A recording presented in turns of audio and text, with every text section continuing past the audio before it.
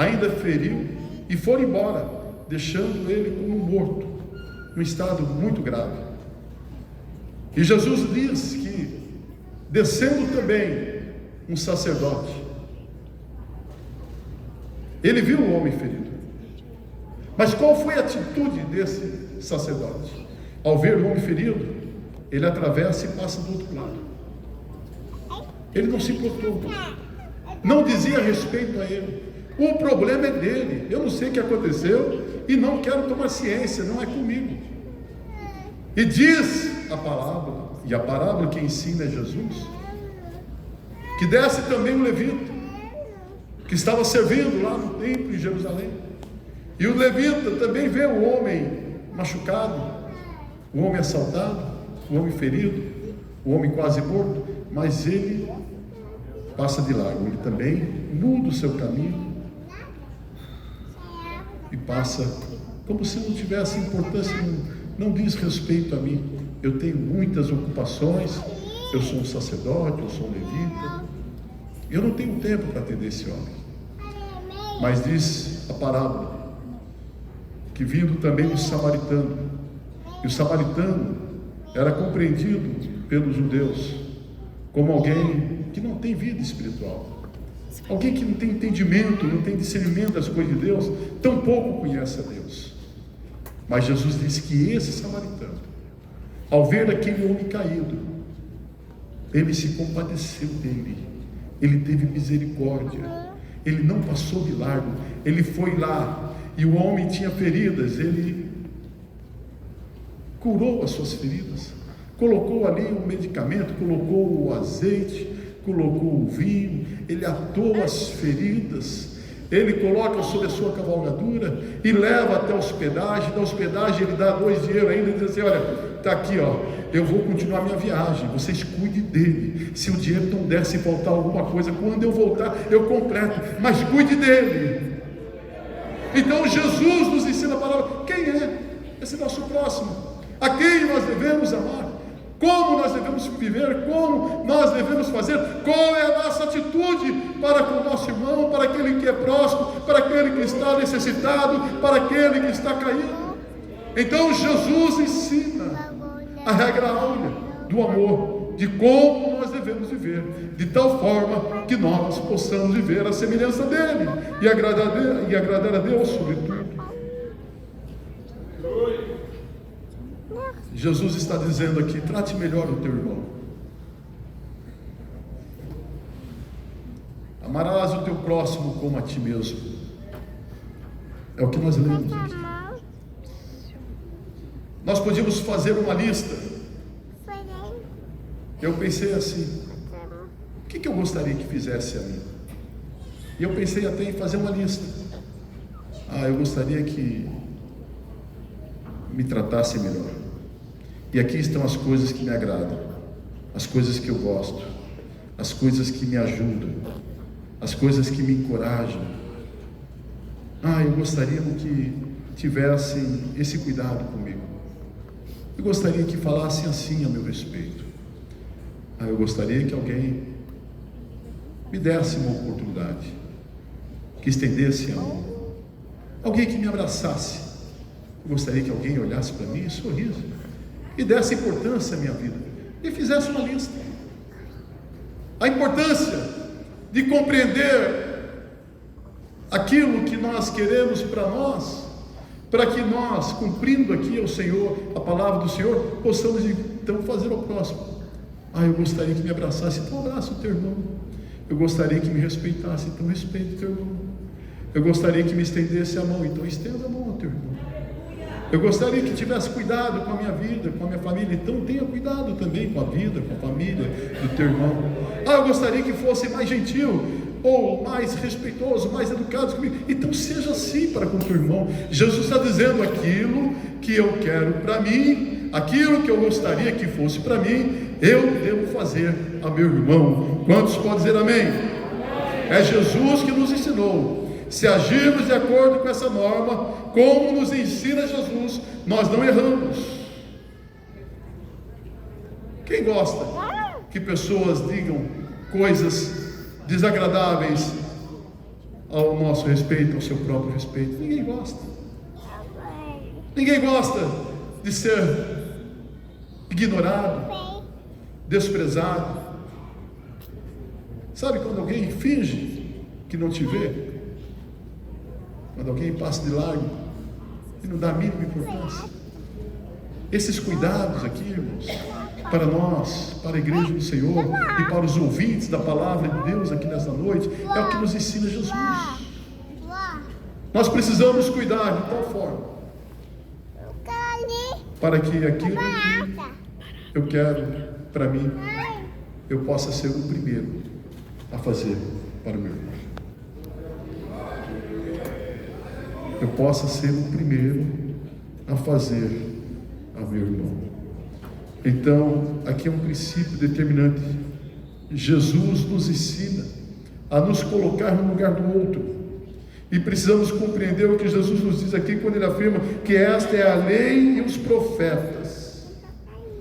Jesus, em seus sermões, ele sempre diz assim: ouviste o que estão dizendo, o que foi dito aos antigos, ou seja, a respeito da tradição de vocês, daquilo que vocês aprenderam? Eu, porém, vos digo. Ele sempre traz um ensino de forma a nos provocar, a nos fazer a viver não só um exterior, mas viver a lei no coração, a lei moral e ética e espiritual da forma que o Senhor deu, para que nós possamos não viver uma aparência, mas que a aparência seja santa, seja digna, mas que ela reflita um interior, reflita um coração quebrantado, reflita um coração sincero, reflita um coração amoroso, um coração verdadeiro, porque também viver o exterior sem que o interior seja plenamente conservado, mantido na presença de Deus, também não é o que Ele quer. Ele quer que nós tenhamos uma vida segundo o propósito ao qual Ele nos criou para a glória dEle. Então Jesus nos mostra aqui que a lei é positiva e é espiritual, coisa que os religiosos, os fariseus, os escribas, eles tinham reduzido a lei a uma mera prática. Era algo que eles faziam mais ou menos matematicamente ou de forma técnica, como se fosse uma matemática, uma soma. Não, faz assim, está tudo certo. Não, Jesus disse: não, aquilo que vocês estão fazendo é só o exterior, porque a lei diz a respeito daquilo que está no coração. Se no coração já desejou, pecou. Se no coração, na mente pensou, já pecou. Jesus traz uma responsabilidade muito maior, muito superior àquilo que eles estão vivendo, àquilo que eles estão praticando, porque o Senhor Jesus, Ele mostra que a lei é espiritual, e que o pensamento moral no íntimo de cada um é o que deve prevalecer, é o que Deus conhece. Deus conhece o coração de cada um de nós aqui. Deus conhece o meu coração, Deus conhece o teu coração. Deus sabe com que sinceridade nós abraçamos, com que sinceridade nós falamos, com que sinceridade nós vivemos. Não adianta viver para agradar os homens, é viver para agradar a Deus. Agora, quando eu vivo para agradar a Deus, nos princípios da sua palavra e de acordo com a sua vontade, então eu vou servir meu irmão conforme Jesus nos ensinou. Eu vou viver para a glória de Deus, amando e vivendo para que o fruto do meu agir seja totalmente segundo a vontade de Deus. Assim estarei glorificando o Senhor nosso Deus. Então Jesus está dizendo aqui: faça aquilo que você gostaria que fizesse a você.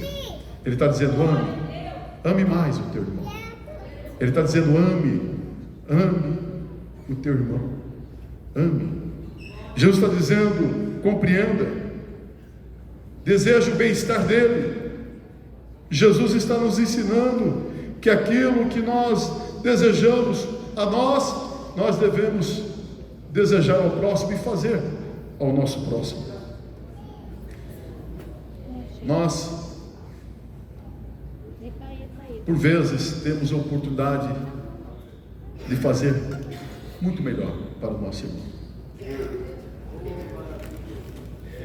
Eu estava lembrando aqui, meditando nessa palavra hoje à tarde, e veio na minha mente uma situação de um boi que fugiu, e alguém que encontrou o boi fez um belo churrasco. Mas um outro boi fugitivo, alguém que encontrou, foi lá procurar iniciais dele, para saber quem era o dono, foi lá e devolveu, falou: olha, teu boi escapou, está aqui de volta.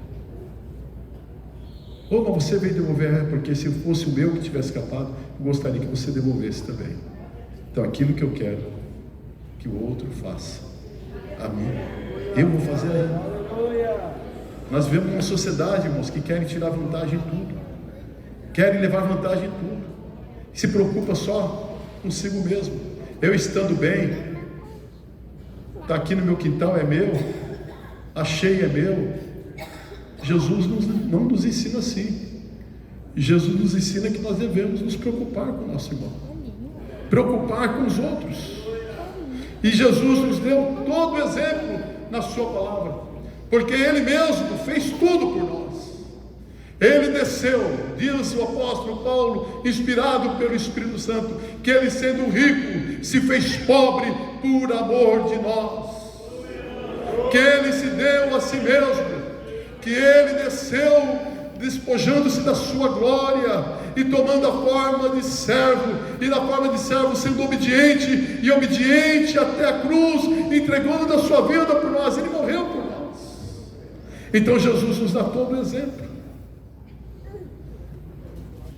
exemplos incomparáveis do nosso Mestre Jesus. Em João 13, nós vamos ler o ensino de Jesus, que também é muito determinante para nós. Nos mostra que eles estão numa sala, onde eles sentam, como se estivessem sentados ao redor de uma mesa. E eu tive a oportunidade de ouvir de alguém dentro da cultura de Israel, lá em Israel, a respeito dessa formação de mesa. Era como se fosse assim, um L. Pensa num L invertido. Aqui, na cabeceira da mesa, sentava um anfitrião, o principal daquela reunião. E do lado direito dele, sentava o seu convidado principal, ou a pessoa mais importante. E sentava-se à mesa conforme a ordem de importância. Assim era a tradição dos homens. Jesus não está ensinando isso. Jesus senta à mesa e os discípulos vão chegando e vão sentando. No meio da sala ali há uma bacia. Na bacia tem água e ao lado tem uma toalha. Porque na tradição também, o servo daquela casa era o que lavava os pés dos senhores, dos mais importantes. O menor servo, o serviçal, aquele que tinha o menor cargo, aquele que era o maior escravo ali, considerado o menor escravo, melhor dizendo, era ele que chegava, pegava a bacia e começava a lavar o pé, do maior ao menor. Nos dá a entender que os discípulos foram chegando e foram sentando à mesa, cada um preocupado em sentar no melhor lugar, em sentar mais perto de Jesus. Eles vão sentando, mas me parece, pastor Valmir, que o apóstolo Pedro chegou um pouquinho atrasado. Ele foi o último a chegar, e quando ele chega, o lugar dele não estava guardado, o lugar dele não estava reservado, ninguém reservou o lugar dele, e ele teve que sentar no menor lugar, no último lugar, no final da fila, no final da mesa. Pedro, isso nos dá a entender pela cultura e pela tradição da época, que parece que Pedro ficou um tanto aborrecido. Só que o último que chegava, que era o último, que era o menor que sentava à mesa, era ele quem pegava a bacia, era ele quem pegava a toalha e levava a água e começava a lavar o pé, do maior até o menor. Agora, ninguém tendo feito isso, Jesus vai lá, pega a bacia e começa a lavar o pé. Lava o pé de um, lava o pé do outro, lava, enxuga, lá. Quando chega em Pedro, aí Pedro, vendo todo aquele exemplo, Pedro ainda não compreendendo os ensinos de Jesus. Como maravilhoso compreender a palavra de Jesus. Como nós vamos viver melhor vivendo segundo a palavra de Jesus. Como é importante nós sermos verdadeiramente crentes, servos do Senhor Jesus Cristo, aprendendo com Ele, conforme a lição dEle, conforme os ensinos dEle. Aí Jesus vai lavando os pés de todos, até que chega aos pés de Pedro. Parece que cada um que Jesus lavava, Pedro ficava mais bravo, mais irado, mais entristecido, mais envergonhado, e ao mesmo tempo dizendo: por que não guardar lugar? Se eu tivesse sentado no lugar que eu deveria sentar lá nos principais lugares, eu não estaria passando por essa vergonha. Quando Jesus chega para lavar os pés dele, ele fala assim: não, Senhor, meu pé não vai lavar não. Olha, Pedro, se eu não lavar os teus pés, você não tem parte comigo. Então lava o teu corpo todo. Não, Pedro, é só os pés, mas já está limpo. E Jesus diz assim: olha, eu lavei o pé de vocês para vos dar exemplo, assim vós deveis fazer um pelos outros. E Jesus começa a ensinar que no reino dos céus não tem maior, não tem menor, nós somos todos irmãos, nós temos a mesma importância, todos nós somos preciosos e fomos comprados pelo precioso sangue de Jesus. Não tem grande, não tem menor, todos nós somos irmãos, não importa quem vai lavar o pé, mas se for uma oportunidade para lavar o pé, Jesus diz assim como eu ensinei, eu sendo o mestre e Senhor, Ele diz: fazei vós também, da mesma forma que eu vos ensinei. Ele nos deu exemplo, e por vezes nós queremos viver uma vida tão arrogante, tão cheia de nós mesmos. Eu sou importante, eu tenho uma credencial, eu tenho isso, aquilo, outro. Deixa eu falar uma coisa: Jesus não faz acepção de pessoas, não há maior, não há menor, não há rico, não há pobre, não há aquele que tem maior cultura, menor cultura, todos somos preciosos para o Senhor Jesus. O seu sangue custou muito caro na cruz do Calvário. Ou melhor, o nosso preço foi preço de sangue na cruz do Calvário, para que nós pudéssemos viver conforme a vontade, conforme o projeto dele para cada um de nós. Sabe o que Jesus está dizendo?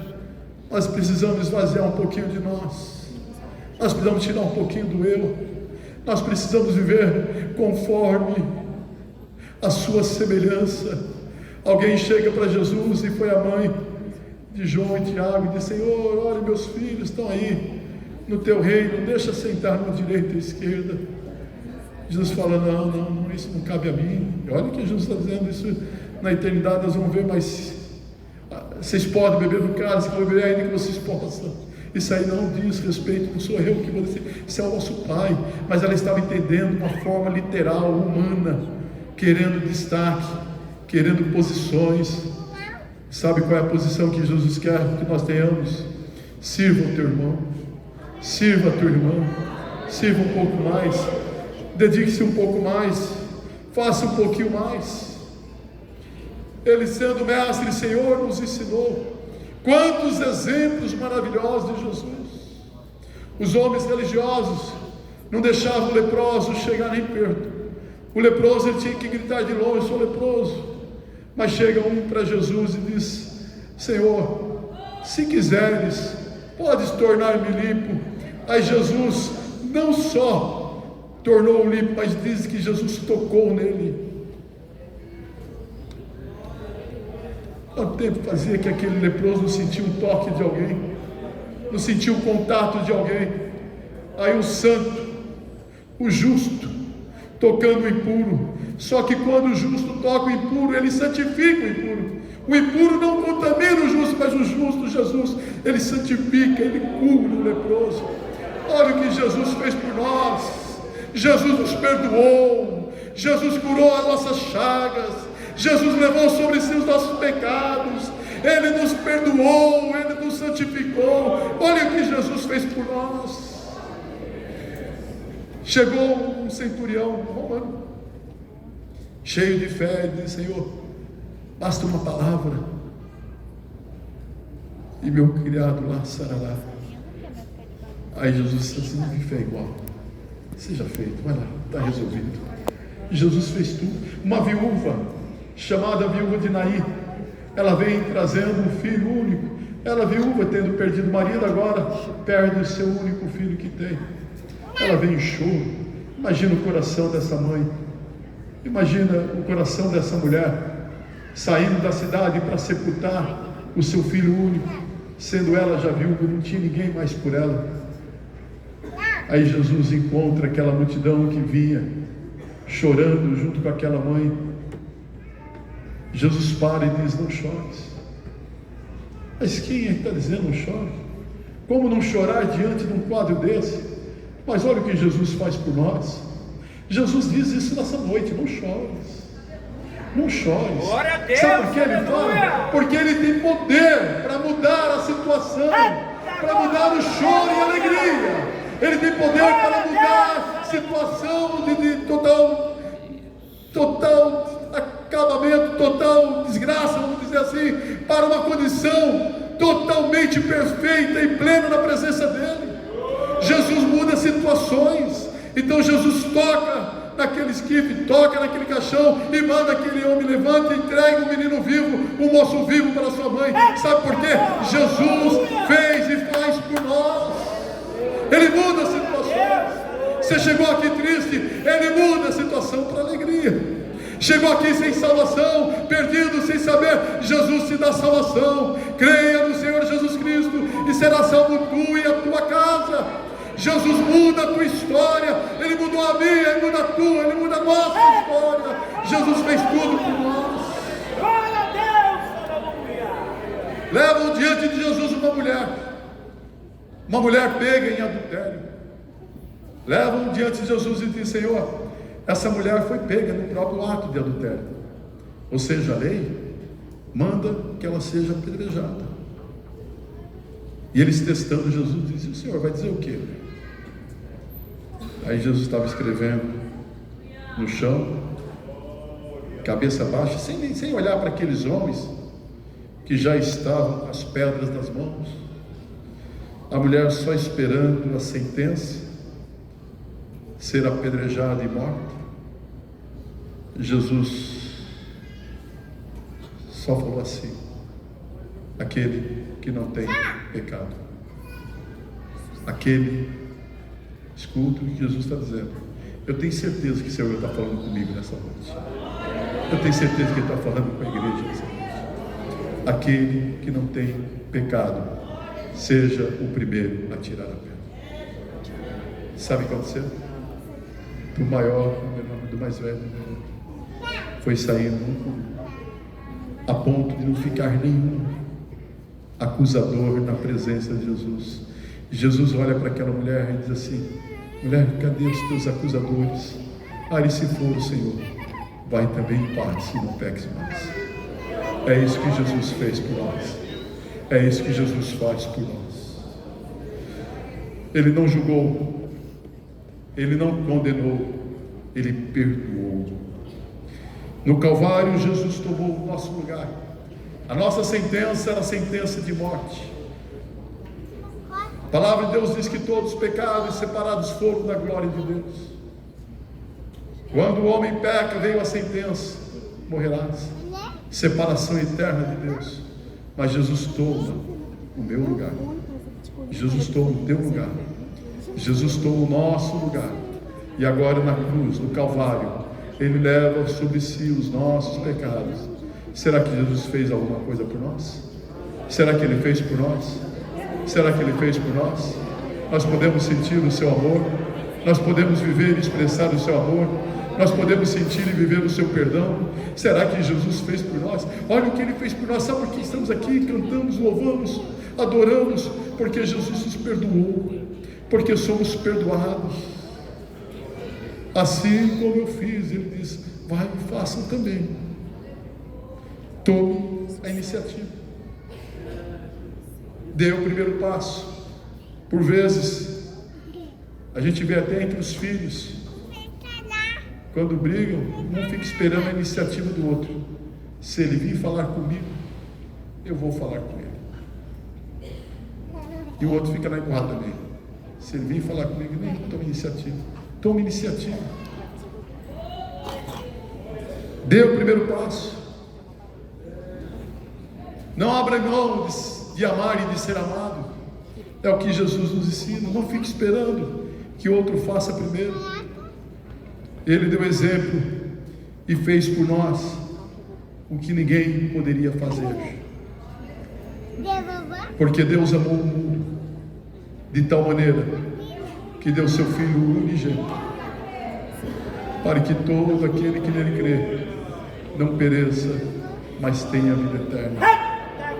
Jesus nos amou. Jesus fez tudo por nós.